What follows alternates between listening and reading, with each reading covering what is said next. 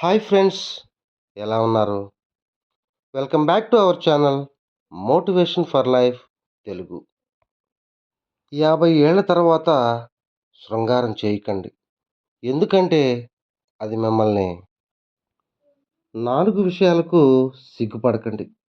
పాత బట్టలు, పేద స్నేహితులు, ముసలి తల్లిదండ్రులు మరియు సాధారణ జీవితం. తెలివితేటలు ఉన్నాయని ఇతరులను మోసం చేయడానికి ఎప్పుడూ ప్రయత్నించకండి. ఎందుకంటే దేవుడు అందరికంటే తెలివైనవాడు. ఖచ్చితంగా నీకు బుద్ధొచ్చేలా గుణపాఠం చెప్తాడు. ఎంత చదువుకున్నాం అన్నది ముఖ్యం కాదు. ఆ చదువుకు తగ్గట్టు ఎంత సంస్కారం నేర్చుకున్నాం అనేదే ముఖ్యం. జీవితం బాగుండాలంటే పేరులో అక్షరాలు మార్చుకోమని, అంకెలు మార్చుకోమని, ఇల్లు మార్చమని, ఇలవేల్పుని మార్చమని చెబుతారు కానీ, బుద్ధి మార్చుకోమని ఎవరు చెప్పరు. ఓపిక చాలా విలువైనది. అది ఎంతుంటే జీవితంలో అంత నేర్చుకుంటావు. వయసు పెరుగుతుంటే జ్ఞానం పెరగాలే కానీ చులకన చేసే రూపం మాత్రం మాట్లాడకూడదు. కాలం మారుతుందో లేదో తెలియదు కానీ మనుషులు మాత్రం ఖచ్చితంగా మారుతున్నారు. ఎదురుగా ఉన్నప్పుడు ఒకలా, లేనప్పుడు ఇంకోలా ఉంటున్నారు. జీవితంలో ఎదురు దెబ్బలు తగలడం మంచిదేమో. కాలికి దెబ్బ తగిలితే వెళ్ళే దారిలో ఎలా నడవాలో తెలుస్తుంది. అదే మనసుకు తగిలితే ఎటువంటి వారితో ఎలా ఉండాలో నేర్పిస్తుంది.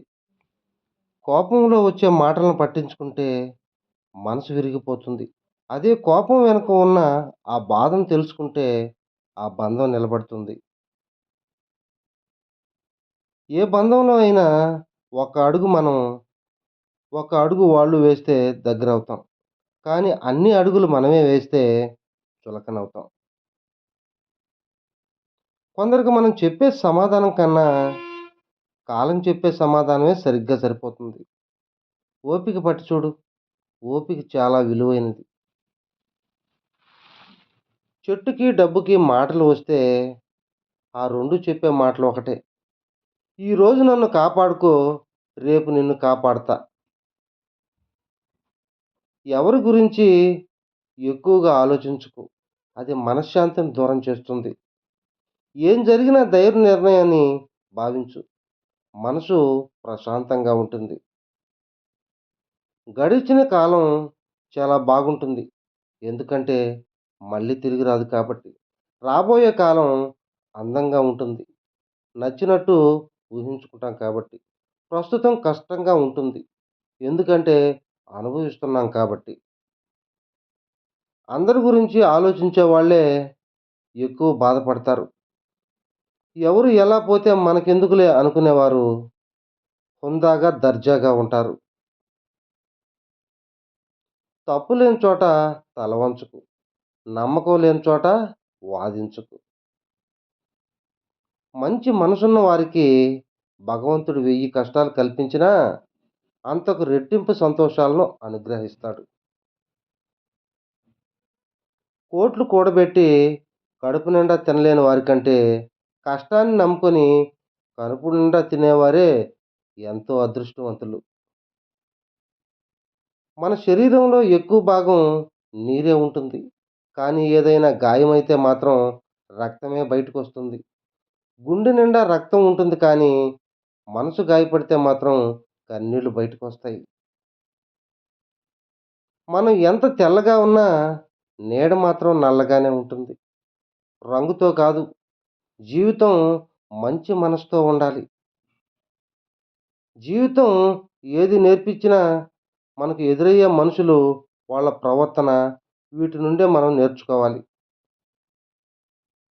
జ్ఞానంతో చెప్పేవాడి మాటలు వినకపోయినా పర్వాలేదు కానీ అనుభవంతో చెప్పేవాడి మాటలు ఖచ్చితంగా వినాలి.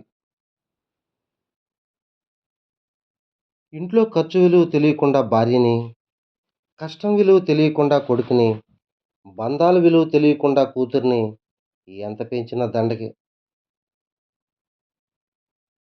నువ్వు నడిచే దారిలో అడ్డొస్తే ఆపాల్సింది ప్రయాణం కాదు, నడిచే పద్ధతి. అలాగే చేసే పనిలో ఆటంకం వస్తే ఆపాల్సింది పని కాదు, ప్రయత్నించే విధానం. ఏడ్చే కన్నును ఇచ్చిన దేవుడే దాన్ని తుడిచే వేలును కూడా నీకే ఇచ్చాడు. కన్నుతో ఏడ్చిన ప్రతిసారి తుడిచే వేలుకు నీకు ఉందని మర్చిపోకు. తుడుచుకుంటూ అలాగే కుంగిపోకు.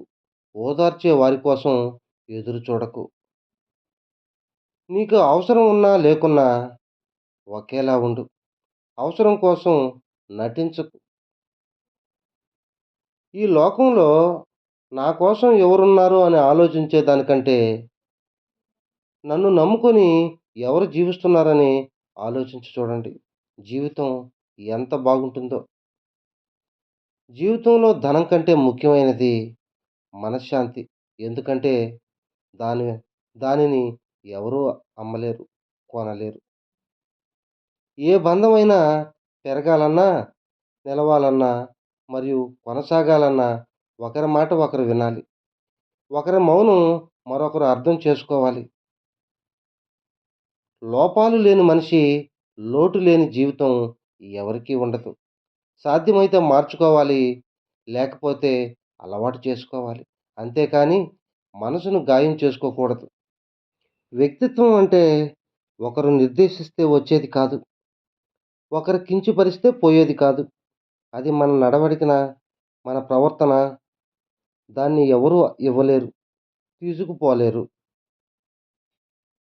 50 ఏళ్ల తర్వాత శృంగారం చేయకండి.